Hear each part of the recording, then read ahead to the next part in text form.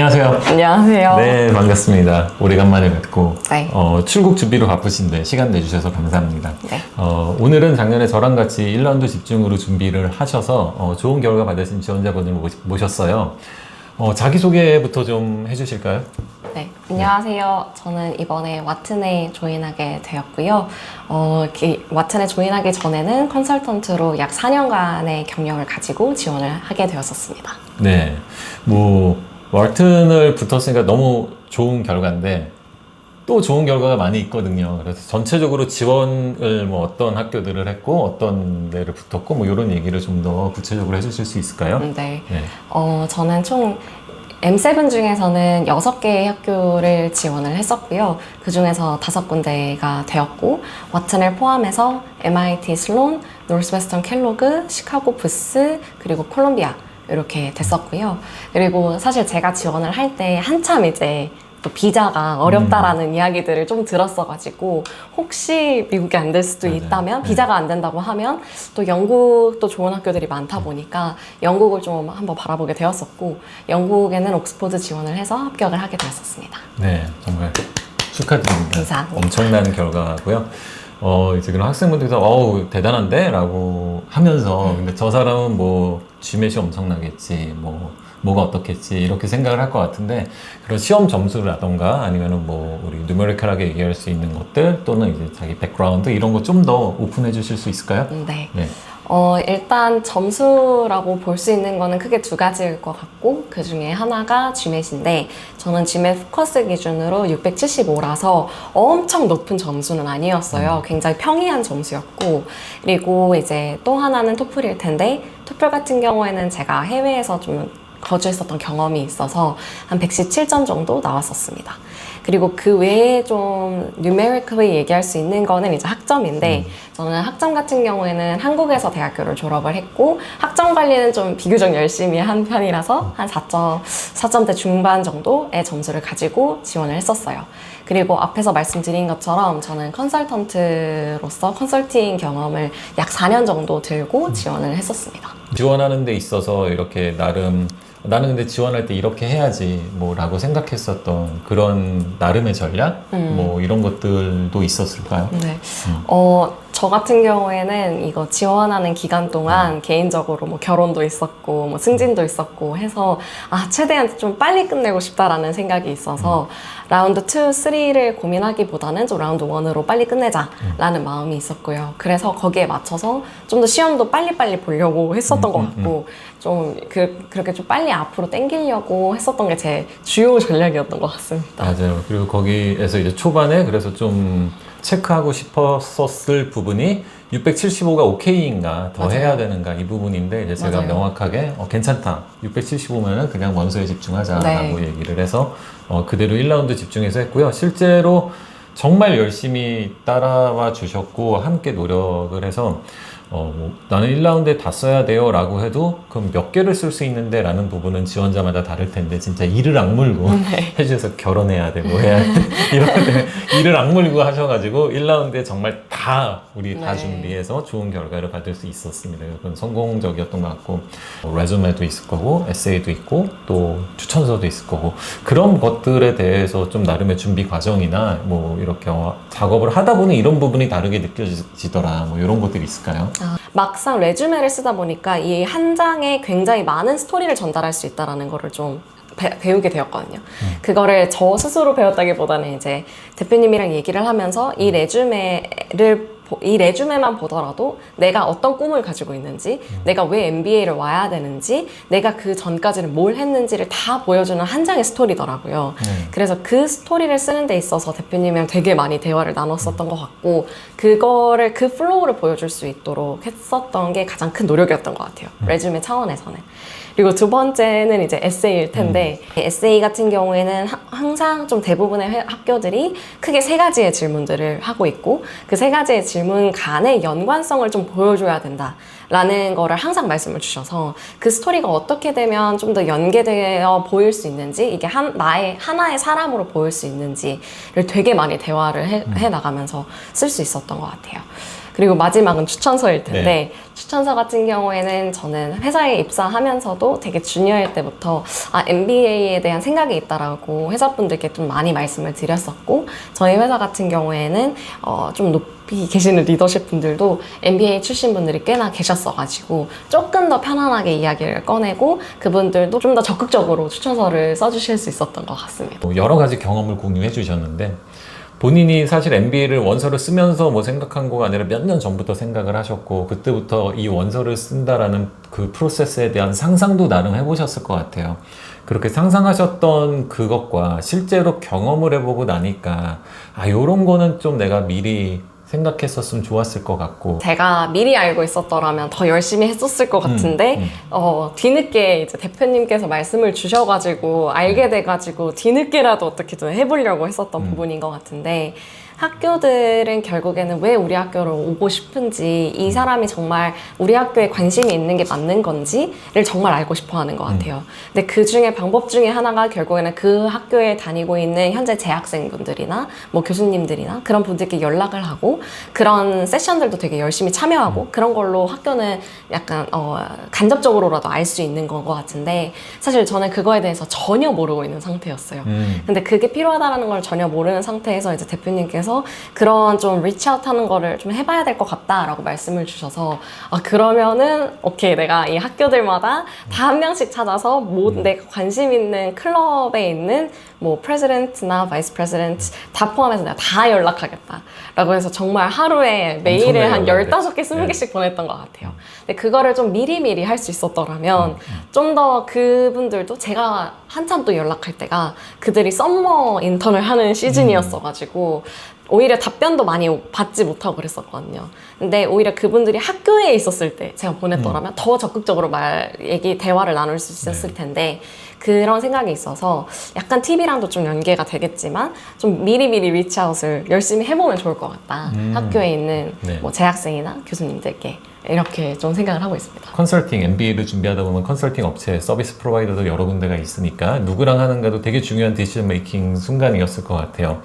어떤 거를 기준으로 판단을 하려고 하셨는지 다음으로 그래서 이제 유지 씨는 왜 선택을 하셨고 해보고 나니까 뭐가 좋은지 이런 거를 좀 말씀해 주시면 좋을 것 같아요. 저는 되게 자아가 강한 스타일이라서 제가 하고 싶은 이야기를 무조건 해야 했고 제가 다 주도적으로 하지 않으면 불안해서 안 되는 사람이거든요. 근데 이제 뭐 주도적으로 쓰는데 거기에서 나와 정말 많은 대화를 나눠줄 수 있는 사람 그리고 그런 학원이 되게 필요했던 것 같아요.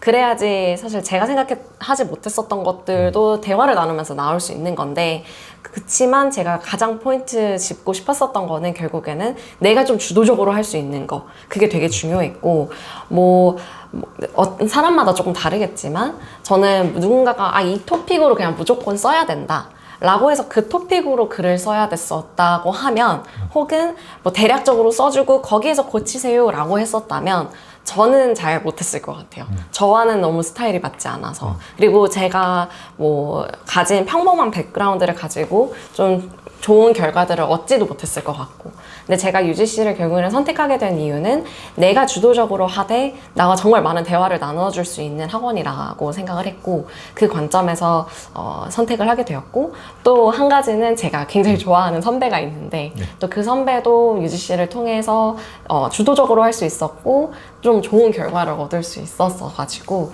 그 선배의 강력 추천하에 선택을 하게 되었습니다. 저도 그분을 상당히 좋아하고 지금 영상 보고 계시는 분 중 한 분이실 것 같은데 보고 싶습니다. 네.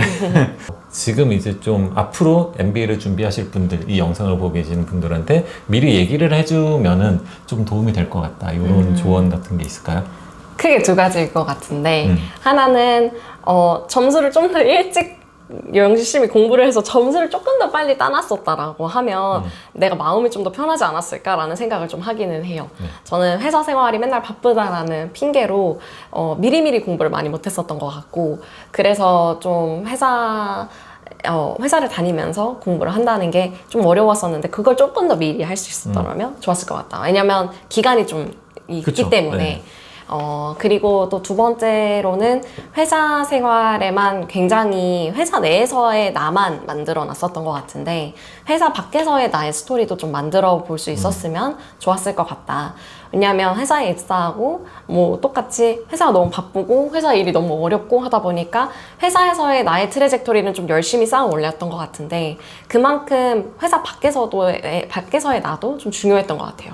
특히나 이제 MBA에서 좀 찾고 싶어 하는 학생들은 단순히 회사를 잘 다니고 회사를 열심히 다니는 친구들이 아니라 회사 밖에서의 스토리도 되게 재밌는, 그래서 그런 스토리들을 학교에 와서 같이 공유하고 거기에서 더 성장할 수 있는 사람들을 찾는 거라고 생각을 하는데 그 차원에서 조금 더 회사 밖에서의 나도 만들 수 있었으면 좋았을 것 같다 라고 좀 생각을 합니다.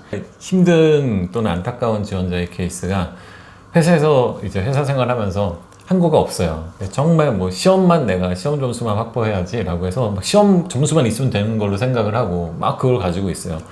마지막에 원서 마감이 얼마 안 남아서 오는 거죠, 학원에. 그럼 그때 와서는 뭐 한 것도 없고 데드라인까지 시간도 얼마 없고 막 마이닝 할 시간도 없는 거예요. 그런 학생들이 제일 힘들고 안타깝고 뭐 그렇긴 하고, 차라리 이제 뭐 지금 영상 보시는 분들이 자기 스스로가 어떤 아이템 같은 거 별로 없다, 나는 너무 드라이한 삶을 살았고 내 회사 바깥에는 완전 사막이고 뭐 이런 느낌이 든다라고 하면 차라리 컨설팅을 일찍 받으세요. 그냥 차라리 컨설팅을 일찍 받고 그렇게 해서 하게 된다라면은 뭐 저의 컨설팅, 저희 이제 UGC 컨설팅 타입이긴 하지만은 시간이 있을 때는 정말로 씨앗을 심는 느낌으로 활동을 다시 하게까지 시켜주거든요. 그러니까 그런 식으로 좀 하시면은 도큐멘트를 완성하는가 아닌가라는 것만으로 결과가 나오는 거가 아니기 때문에 그런 부분까지 좀 생각해서 좀 움직이는 게 또 하나의 전략일 것 같아요. 오늘의 우리 인터뷰가 마무리되는 타이밍인데요. 마지막으로 혹시 뭔가 좀 얘기해주고 싶으신 거 있으면은 해주고 딱 마무리하도록 하겠습니다. 네, 저는 사실 앞에서 얘기했던 것처럼 점수도 막 특출나게 좋지 않았고 그리고 경력도 사실 정말 많은 사람들이 지원하는 어떻게 보면 굉장히 흔한 경력이었던 것 같아요. 미안한데 정말 그 얘기를 듣다 보니까 해주고 싶은 게 하나가 생겼어. 사람들이 이걸 보면서 저 친구는 컨설턴트잖아, 컨설팅 백그라운드잖아, 그런 유리하잖아 라고 착각하시는 분들이 정말 많아서 그 얘기를 잠깐만 끊고 해주면 학생분들은 합격생들의 클래스 프로파일이라는 거를 봐요. 그럼 거기에는 컨설턴트였었던 애들이야, 뭐 엔지니어였던 애들이야, 뭐 파이낸스 인더스트리 출신의 이런 프로포션이 쭉 나오죠, 데이터가. 거기 보면 이제 파이낸스하고 컨설팅이 백그라운드로 가장 커요, 프로포션이. 그러니까 사람들은, 잘 모르는 사람들은 그걸 보고 뭐라고 여러분들한테 가이드를 하거나 생각을 하냐면은 컨설턴트나 파이낸스 백그라운드가 유리하다 라고 착각을 해요. 그래서 그 얘기 되게 많이 하는데, 실제로 저는 이제 어드미션 팀에도 있었고 다음으로 컨설팅, 이 어플리케이션 컨설팅도 하잖아요. 이 입장에서 말씀을 드려보면은 지원자 중에서는 더 많아요. 걔네가.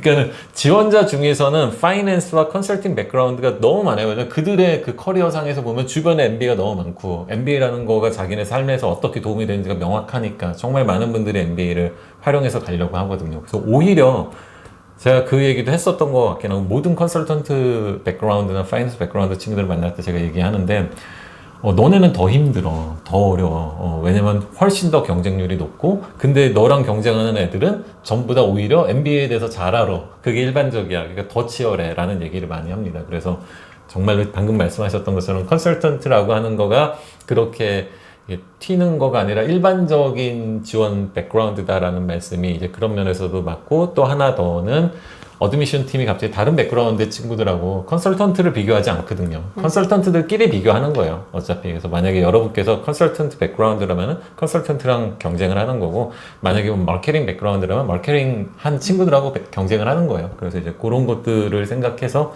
이해해 주시면은, 저는 야, 너는 평이하기보다는 오히려 더 불리한 스펙이야 라고 얘기하고 싶은 그런 상황이긴 합니다. 네. 그래서 다시 돌아가자면 결국에는 되게 막 엄청 탁월하지 않은 백그라운드의 이런 스펙을 가지고도 좀 좋은 결과를 만들어낼 수 있었던 이유는 결국에는 제 스토리를 되게 잘 얘기할 수 있어서였던 것 같아요. 그 스토리를 얘기를 할 때에는 내가 되게 생각하지 못했었던 부분들도 대화를 나누면서 되게 많이 나왔었기 때문에 저는 전반적으로 지원하는 과정에서 또 멘탈리 좀 흔들릴 때도 대표님이랑 얘기하면서 좀 그래도 되게 안정적으로 잘 지원을 할 수 있었던 것 같고요. 이 지원하시는 분들께도 다 좋은 결과가 있기를 바라겠습니다. 네. 저도 응원합니다, 여러분. 네, 오늘 시간 내주셔서 감사하고 출국 준비 잘 하시고 가셔서도 자주 연락 주세요. 네, 알겠습니다. 감사합니다. 감사합니다. 네.